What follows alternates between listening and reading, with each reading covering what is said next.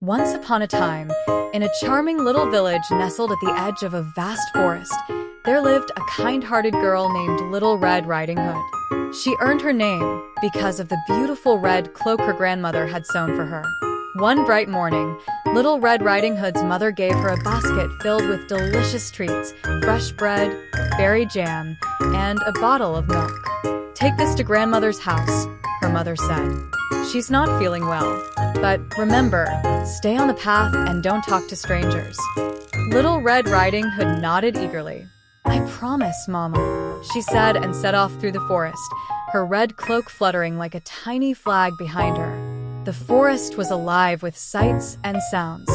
Birds chirped, squirrels scampered, and the sunlight danced through the trees. As she walked, Little Red Riding Hood noticed a patch of wildflowers. These would cheer grandmother up, she thought. Forgetting her mother's warning, she wandered off the path to pick some. While she was gathering flowers, a sly wolf appeared from behind a tree. "Good morning, little one," said the wolf in a smooth voice. "Good morning," Little Red Riding Hood replied politely, though she felt a tiny shiver run down her spine. "Where are you off to on this fine day?" the wolf asked. "I'm going to visit my grandmother," she said, not realizing the wolf's cunning intentions.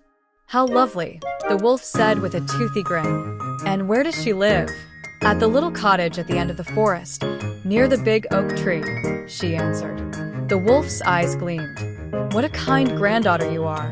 Enjoy your visit," he said before disappearing into the woods.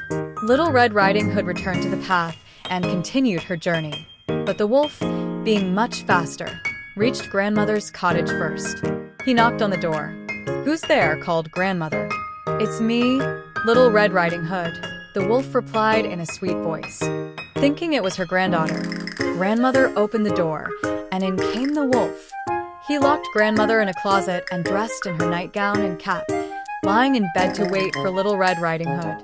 When Little Red Riding Hood arrived, she noticed something strange about her grandmother.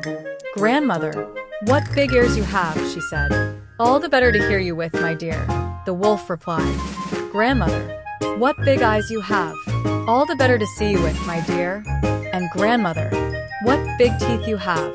All the better to eat you with," the wolf roared, leaping out of bed. Just as the wolf was about to pounce, a passing woodsman heard the commotion.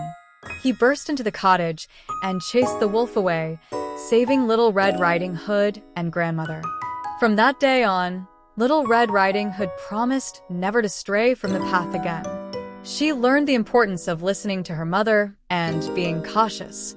And so, they all lived happily ever after.